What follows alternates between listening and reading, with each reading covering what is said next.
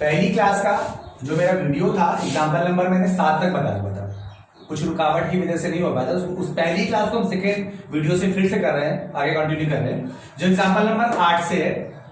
Read करते हैं हम लोग। आप लोगों के पास बुक है, बुक से पढ़िएगा, अदरवाइज लिख दिया मैंने, सामने लिखा हुआ है।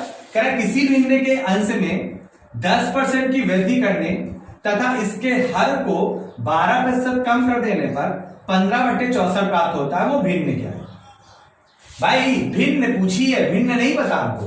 भिन्न आपको पता है ना, सभी लोगों को पता है। भिन्न वो होती है जिसमें अंश भी पाया जाता है और हर भी पाया जाता है। तो अगर हम लोग बात करें तो हमने मानी कि हमारी भिन्न थी x/y। भिन्न पूछी ना, कह रहा वो भिन्न बताओ, मैंने भिन्न मान ली x/y की। अब उसने बोला क्या आपसे? कहता किसी भिन्न के अंश में 10% की वृद्धि करने पर।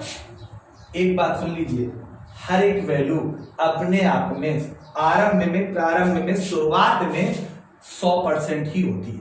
कितने परसेंट होती है? 100%। और अगर किसी वैल्यू को बढ़ा रहे हैं तो जाहिर सी बात बढ़ के आएगी, घटा रहे हैं तो जाहिर सी बात है वो घट के आएगी। अगर उसने बोला किसी भिन्न के अंश में 10% की वृद्धि करने पर, तो ऐसे फॉर्मेट का अगर क्वेश्चन आपको मिलता है, अंश को बढ़ाया जाए या घटाया जाए, हर को बढ़ाया जाए या घटाया जाए, तो जितने प्रतिशत की वृद्धि या कमी की जाए, अगर बढ़ा रहा है 100 में जोड़ के गुणा कराना है, अगर घटा रहा है तो 100 में घटा के गुणा कराना है। भाई मेरे अंश में 10% बढ़ाया था तो अंश में 10 जोड़ के गुणा करा दिया। हर को 12% कम किया, 12 घटा दिया, 100 में 12 गया, 88 का गुणा करा दिया।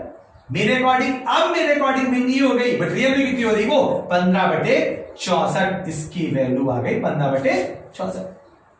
ठीक है, तो एक बार फिर से हम लोग क्वेश्चन को अच्छे से रीड करते हैं। कहता है किसी भिन्न के अंश में 10% की वृद्धि करने तथा इसके हर को 12% कम कर देने पर 15/64 प्राप्त होता है। वो भिन्न बताओ। भिन्न x/y मानी, अंश में बढ़ाया जाए या घटाया जाए, या हर में बढ़ाया या घटाया जाए। अगर बढ़ा रहा है तो 100 में जोड़ के गुणा, और अगर घटा रहा है तो 100 में घटा के गुणा। रियल भिन्न के बराबर होगी। 10% बढ़ाया 110 का मल्टीप्लाई, 12% कम किया 88 का मल्टीप्लाई, बराबर 15/64। सॉल्व कर लिया। 11 से ये आएगा, 11 से 8 बार जाएगा, 5 से 3 बार, 5 से 2 बार, 8 से 8 बार, बस क्रॉस मल्टीप्लाई करा दिया। x/y की वैल्यू आ गई 3/8 दूनी 16, 3/16। तो भाई मेरे इसमें कुछ नहीं था। क्वेश्चंस में जैसे बोलता है हमको बस उतना करना, एक्स्ट्रा दिमाग नहीं लगाना, एक्स्ट्रा सोचना ही नहीं। अंश को बढ़ाया 100 में जोड़ के गुणा, हर को घटाया 100 में घटा के गुणा। और मैं क्लास में भी यही बात बोलता था, मैं फिर से अभी भी ये बात बोलूंगा। कैलकुलेशन पे, मेरी कैलकुलेशन पे ध्यान मत देना, क्योंकि इस क्लास में ये प्रॉब्लम रहती थी, बच्चों के साथ बहुत तेज पढ़ाते हैं। नहीं, कॉन्सेप्ट में धीमे ही बताता हूं, कैलकुलेशन तेज करता हूं। तो मेरा हमेशा से ये मोटो रहा हुआ है, हमेशा से मैंने ये सोचा हुआ कि अगर हम कैलकुलेशन तेज करेंगे तो आप भी कैलकुलेशन तेज करने की कोशिश करेंगे। और यही मेरे साथ बच्चों की प्रॉब्लम होती थी कि आप सब तेज बहुत पढ़ाते, तेज नहीं पढ़ाते, कैलकुलेशन तेज करते हैं। बाकी कॉन्सेप्ट में धीरे ही बताता हूं, क्वेश्चन करना कैसे। ठीक है, जैसे क्वेश्चन एग्जाम्पल नंबर 9 क्या लिखा हुआ है? कह रहा है एक व्यक्ति अपनी मासिक आय का 12% बचत करता है। यदि उसका मासिक खर्च 19,360 रुपए हो तो उसकी मासिक आय कितनी है? उसकी मासिक आय कितनी है? एग्जाम्पल नंबर 9 है। नहीं पता मुझे उसकी मासिक आय कितनी है। अब अगर रुपया कमाएगा तो दो ही चीज होती है, कमाएगा तो उसमें फिर बचत भी करेगा, उसमें खर्च भी करेगा। नहीं पता कि उसकी मासिक आय कितनी, मैंने मानी, मैंने लेट किया कि जो उसकी आय थी ना वो मैंने कितनी मानी? 100 मानी। 100 क्यों मानी? क्योंकि जो उसका आय का जो बचत है ना वो परसेंटेज में, बचत परसेंटेज में है। भाई अगर आय 100 तो इसी में से ही जो कमा रहा है इसी में उसकी बचत है और इसी में उसका खर्चा है। अब अगर भैया 100 रुपए कमा रहा है, उसमें से अगर 12%, और 100 ही क्यों माना, मैं फिर से कह रहा हूं 100 ही क्यों माना, 100 का 12% 12 होगा, निकाल के देख लीजिए। 100 का 12%, 100 12 ही आया, इसलिए 100 माना। 100 का 12% 12 अगर उसकी बचत है तो खर्चा कितना? 100 में 12 बचत तो खर्चा कितना है उसका? 88। अरे हमारे हिसाब से 88 का खर्चा है और रियल में कितना है 19,360। मेरे हिसाब से 88 रियल में वैल्यू है 19,360। 88 बराबर थी 19,360। तो उसने आपसे पूछी क्या उसकी मासिक आय बताओ। आय कितनी मानी थी मैंने 100 की वैल्यू चाहिए। 100 बराबर 19,360 बटे 88 मल्टीप्लाई 100। सॉल्व कर लीजिए, मुझे दिख रहा है ये 11 से कटेगा। 11 × 88, 11 का नाम 11, 8 बचा, 11 × 7 70 और इसके बाद 6 बचा, 11 जगह 66, 8 से काट दिया, 8 दूनी 16, 8 दूनी 16, वैल्यू कितनी आ गई 22,000। ठीक है, अगर बचत पूछता खर्चा पूछता तो कितने की वैल्यू निकालते 88 की। कुछ नहीं होता इन क्वेश्चन में, कुछ नहीं। टोटल आएगी, जीरो लगाना पड़ेगा यहाँ पे, काटने में 11 × 88, 11 का नाम 11, 11 7 से 70 का जीरो ये आएगा। और इसके बाद जब इसको वापस काटेंगे 8 दूनी 16, 8 दूनी 16, वैल्यू आएगी 22,000। ठीक है, चलिए क्वेश्चन अब समझ में आ रहा है ना। नोट करने का प्रोसेस मैंने बता रखा है, नोट आप वीडियो पॉज करके नोट करेंगे। सीधे हम लोग आते हैं एक्सरसाइज से उठ के, उस एग्जांपल से एक्सरसाइज के। एक्सरसाइज का जो हमारा पहला क्वेश्चन, अब हमने क्यों लिखे छोटे छोटे क्वेश्चन क्यों लिखे, क्योंकि आपकी बुक में एक्सरसाइज में 1 नंबर से लेकर के और प्रॉब्लम नंबर आपकी 44 तक, प्रॉब्लम नंबर 44 तक में 2-4 प्रॉब्लम ऐसी हैं जो मुझे बतानी पड़ेगी, अदरवाइज कोई ऐसी प्रॉब्लम नहीं है जो मुझे ना बतानी पड़े। ठीक है, जैसे अब ये मैंने एग्जांपल नंबर 1, एग्जांपल नंबर 2, 3 क्यों लिखी हुई है भाई, क्योंकि मैंने बोला हुआ ना अरिथमेटिक में ये जो अरिथमेटिक के जितने भी टॉपिक हैं ये लगभग सब एग्जाम में पूछे जाते हैं। ठीक है, और बैंक में ना इनका बहुत बड़ा रोल है। बैंक में तो 20 क्वेश्चन तो सिंप्लीफिकेशन के ही आते हैं। ठीक है, इनका बहुत बड़ा रोल है। तो जल्दी से हम लोग कैसे करते हैं, कैलकुलेशन भी भाई मुझे जल्दी से करना है। जैसे लिखा हुआ है क्वेश्चन मार्क का 52% बराबर 182, क्वेश्चन मार्क मतलब x मल्टीप्लाई 52% हटाएंगे बटे 100 और बराबर वैल्यू कितनी लिखी हुई है 182। सॉल्व करना है इसको, बस और कुछ नहीं है। 182 मल्टीप्लाई 100 अपॉन 52। ठीक है, सॉल्व कर लीजिए। 13 चौको 52, 13 का नाम 13, बचेगा 5, फिर से 13 चौको 52 और 25 चौको 100 मल्टीप्लाई करा दिया। 25 चौको 100, 25 10 35, वैल्यू आ गई 350। खत्म। ठीक है, तो भाई इनमें कुछ है नहीं, इन प्रॉब्लम से कुछ है नहीं, कैलकुलेशन करनी, इसलिए मैंने लिखा हुआ कि हाँ आपको ये प्रॉब्लम भी आनी चाहिए। सबसे ज्यादा इंपॉर्टेंट आप सोचते कैसे, काटना कैसे सोच रहे, सॉल्व करना कैसे सोच रहे। ठीक, जैसे क्वेश्चन नंबर जो दूसरा लिखा हुआ है, अब इस तरह की प्रॉब्लम आएगी तो फ्रैक्शन का यूज करो, बहुत ही आसान। उन्होंने लिखा हुआ 1260 का 33 से 1/3 प्रतिशत प्लस 755 का 80%। बस फिर क्या भाई, 1260 का 33 सही 1/3%, कौन सा हिस्सा 1/3 प्लस 755 का 80% कितना होता है 4/5। कैसे, प्लस तो लगाएंगे, बटे में 100 लाएंगे, 20 चौको 80, 20 पंचे 100, बस 100 भी तो करना है। काटा इसको, 3 चौको 12, 3 दूनी 6, 5 से काटा, 15 बने 75, 5 का नाम 5, मल्टीप्लाई कराया, ये वैल्यू 420, इधर कराया 4 का नाम 4 लिखा, और इस ऐसे 4 का नाम 4, 5 चौको 20 और 4 2 6, जोड़ने के लिए 6 4 10, 20 4 24, वैल्यू आ गई 1024। खत्म, कुछ है ही नहीं। ठीक है, इस प्रकार से एग्जाम क्वेश्चन नंबर 3 कर लेंगे। अब एक्सरसाइज के आप लोग घर से लगा के लाएंगे, बुक सबके पास है। प्रॉब्लम नंबर 1 से लेकर के प्रॉब्लम नंबर आप लोग 33 तक आप घर से लगा के लाएंगे। एक्सरसाइज की प्रॉब्लम नंबर 1 से लेकर के प्रॉब्लम नंबर 33 तक। अब हम लोग देखते हैं प्रॉब्लम नंबर 34। ठीक है, प्रॉब्लम नंबर हम लोग 34 देखते हैं। चलो देखो क्वेश्चन नंबर 34, कह रहा है व्यंजक x³ y² में x तथा y के मानों में क्रमशः 25% तथा 20% की कमी करने पर व्यंजक के मान में कितने प्रतिशत की कमी आएगी। बात हुई है प्रतिशत की। अब आपके दिमाग में यही बात आ रही होगी कि 100 ही मानना। x व्यंजक क्या बोला उसने आपसे, व्यंजक बोला है x³ y²। ना तो मुझे x का मान पता है, ना तो मुझे y का मान पता, और प्रॉब्लम जो क्रिएट की है उसने x में भी चेंजेस किया है, y में भी चेंजेस किया है। x में 25% की कमी कर रहा है और y में 20% की कमी कर रहा है। अब यहां पर अगर आप परसेंटेज में 100 मानेंगे ना तो समझ सकते हो कितनी बड़ी वैल्यू प्रॉब्लम क्रिएट करेगा भाई। एक्स को भी आप 100 मानेंगे, वाई को भी आप 100 मानेंगे, और उसने बोला है कमी करने के बाद जो प्रतिशत की कमी आनी है वो बतानी है। तो पहले तो प्रारंभिक मान पता होना चाहिए, फिर मुझे बाद का मान पता होना चाहिए, तभी तो हम कमी निकाल पाएंगे। तो अगर आप x को भी 100 मानते हैं और y को भी 100 मानते हैं तो समझना कितनी बड़ी वैल्यू आएगी। एक्स क्यूब 100 का 3 बार मल्टीप्लाई, वाई स्क्वायर 100 का 2 बार मल्टीप्लाई, फिर उनका आपस में मल्टीप्लाई, कितनी बड़ी वैल्यू आएगी। फिर x को 25% कम यानी कि लेटेस्ट की वैल्यू 75, लेटेस्ट 75 क्यूब करेंगे 3 बार मल्टीप्लाई। तो मैंने बोला था ना मोस्टली मानेंगे 100, लेकिन जरूरी नहीं कि हर बार 100 ही माना जाए भाई। मैंने बोला है आपसे कि आप फैक्टर का भी यूज करेंगे, इनके फ्रैक्शन का भी यूज करेंगे। उसने बोला साफ साफ एक्स में कमी करनी है 25%, वाई में कमी करनी है मुझको 20%, तो इनके फ्रैक्शन का यूज करो। 25% की वैल्यू कितनी होती है 1/4, 20% की वैल्यू कितनी होती है 1/5।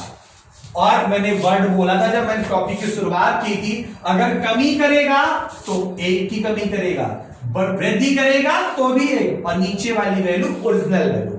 तो हम लोग यहां पे 100 नहीं मानेंगे, हम यहां ये लेट करेंगे कि x की वैल्यू प्रारंभ में थी 4 और y की वैल्यू प्रारंभ में थी 5। हम ये लेट करेंगे।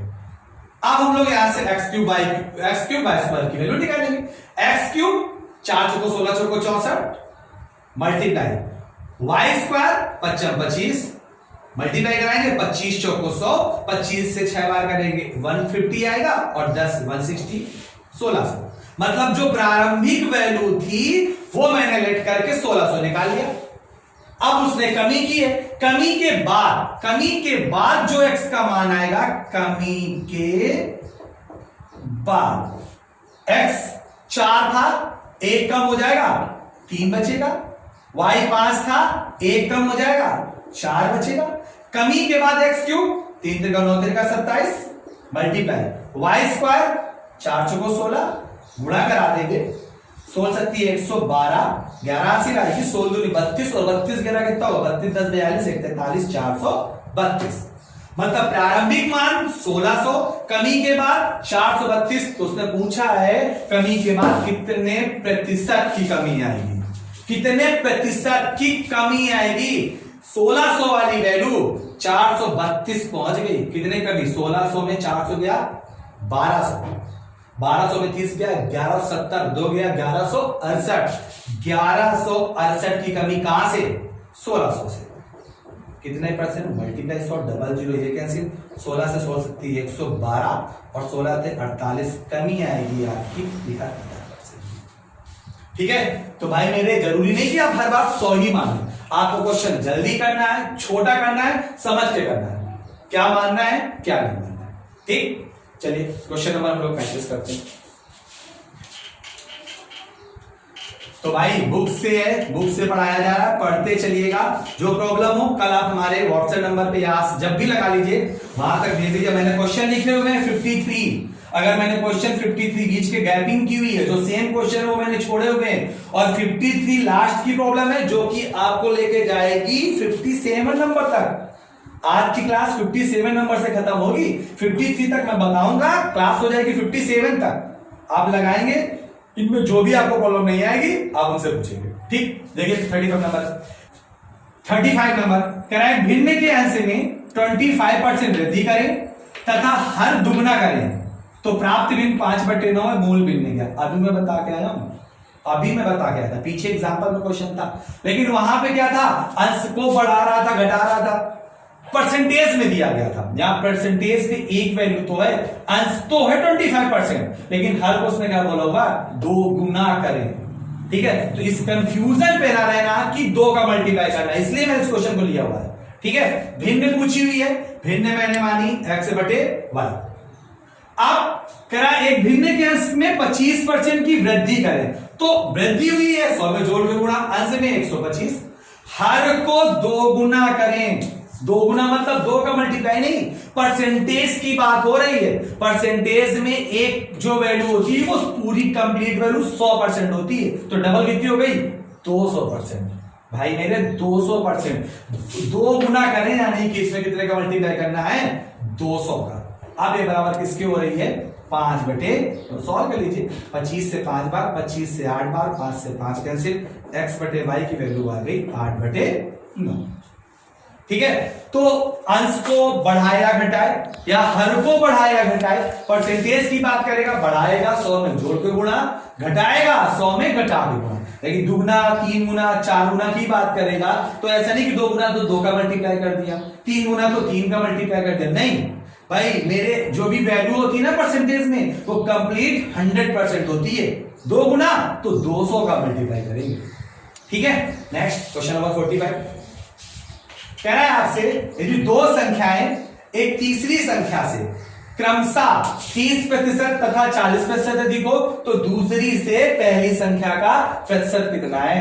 मैंने 45 भी लिखा, 46 भी लिखा, सेम लैंग्वेज पे थोड़ा सा फर्क है। देखो कह रहे हैं दो संख्याएं एक तीसरी संख्या से क्रमशः 12.5% तथा 25% अधिक हो तो पहली संख्या दूसरी संख्या का कितने प्रतिशत है। ऊपर वाली लाइन वहीं तक है जहां से पूछा, यहां से पूछा था दूसरी से पहली संख्या का प्रतिशत बताओ, यहां पूछा है पहली संख्या दूसरी संख्या के कितने प्रतिशत है। ठीक है, दोनों क्वेश्चन है सेम, लगेंगे सेम, बस पूछने का तरीका अलग है। तो ये मुझे पकड़ना है, मुझे समझना है। भाई उसने बोला है दो संख्याएं एक तीसरी संख्या से, दो संख्याएं तीसरी संख्या से, तो पहली संख्या दूसरी संख्या तीसरी संख्या, दो संख्याएं तीसरी संख्या से क्रमशः 30% 40% अधिक है, इससे अधिक है ना, तो इसको मैंने माना 100, ये हो जाएगा 130, ये हो जाएगा 140। अब आप 100 मानो या 10 मानते तो 13 4 0 कैंसिल हो जाएगा। ठीक है, काट लीजिए, ये कर लीजिए, कोई दिक्कत नहीं है। अब उसने पूछा क्या है, दूसरी से, किससे, दूसरी से पहली संख्या का प्रतिशत बताओ। दूसरी से, जिससे से पूछता है भाई, जिससे से पूछता है उसको रखते हैं नीचे और जिससे को पूछता है उसको रखते हैं ऊपर। प्रतिशत पूछ रहा है मल्टीप्लाई 100, खत्म। अब क्या रह गया 1300 बटे 14, 14 में 126, 4 बचेगा और 14 दूनी 28, तो यहाँ पे 40 हुआ 28 कम हुआ, 12 बटे 14 आ जाएगा और काट लेंगे 2 से 6 बार, 2 से 7 बार, वैल्यू आ जाएगी 92 सही 6 बटे 7%। आंसर। तो भाई सबसे बड़ी प्रॉब्लम ये आपको ये देखना है कि कौन से नंबर से किसको उसने पूछा हुआ है। ठीक है, अब यहां पे क्या था, यहां से मुझे दूसरी से ये क्वेश्चन नंबर था आपका 45 और अब मैं नीचे इसी से यहां हट के बता दे रहा हूं प्रॉब्लम नंबर 46 ताकि समझ में आ जाएगा। ठीक है, उसने पूछा हुआ है दूसरी से, या इसमें क्या बोला होगा 46 में, कह रहा दो संख्याएं एक तीसरी संख्या से क्रमशः 12.5% तथा 25% अधिक है।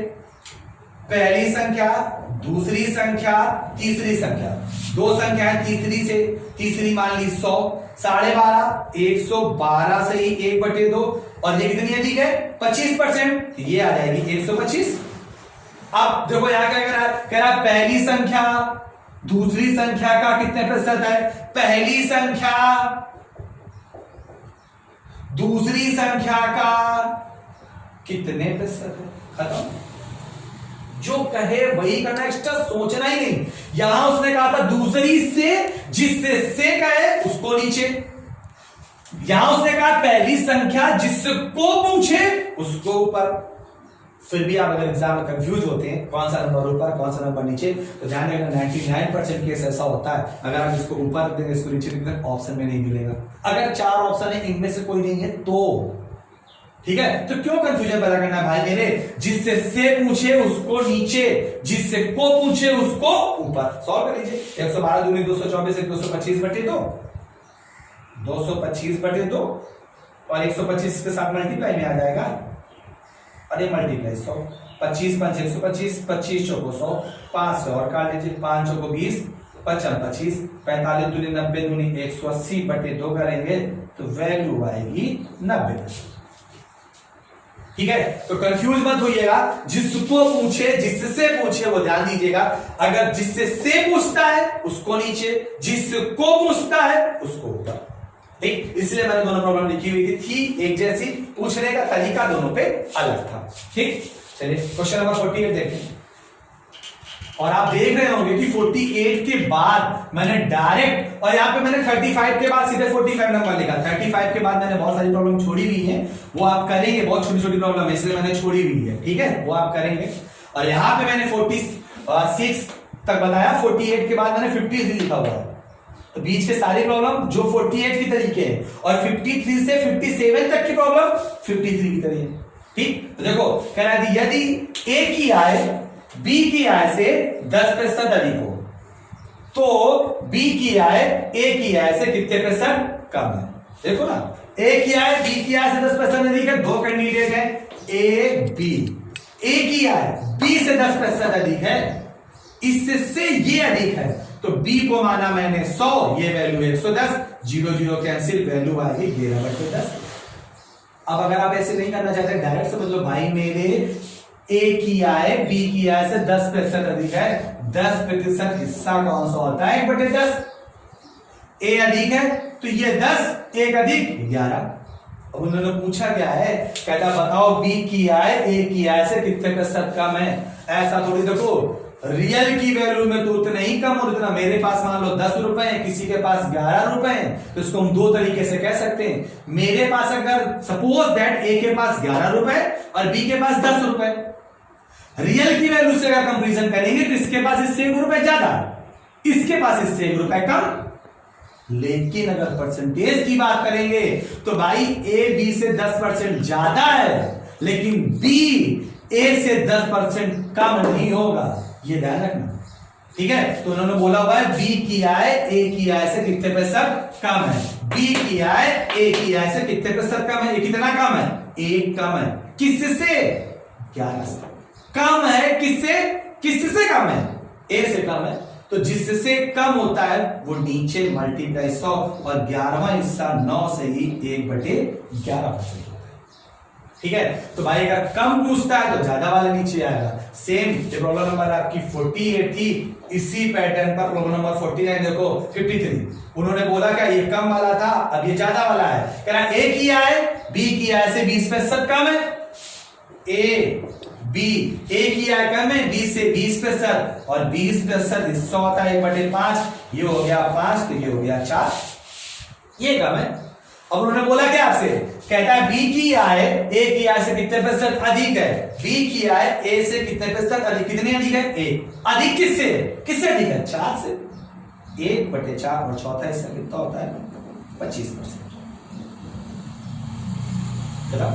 तो कम पूछेगा, कम अगर भैया 10 कम है, किससे कम है, ए से कम है, किससे कम है, ए से तो कम है, कम हमेशा ज्यादा वाले से और ज्यादा हमेशा कम वाले से, छोटी छोटी चीजें। तो आज की मेरी ये पहली क्लास थी, जो कि मैंने लिख के भी बताया हुआ और बोलता भी गया हूं कि एग्जाम्पल नंबर ये, एक्सरसाइज का क्वेश्चन नंबर ये, तो मैंने 53 तक करा। बहुत सारी प्रॉब्लम मैंने बीच में छोड़ी हुई है, वो आप घर पे करेंगे, सारी प्रॉब्लम आसान थी।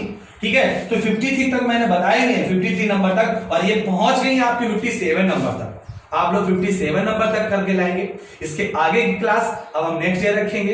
कल जो क्लास मिलेगी आपको वो महेश मिश्रा से मिलेगी, और मैंने महेश मिश्रा में जो बंद किया था वो टाइम एंड वर्क से बंद किया था।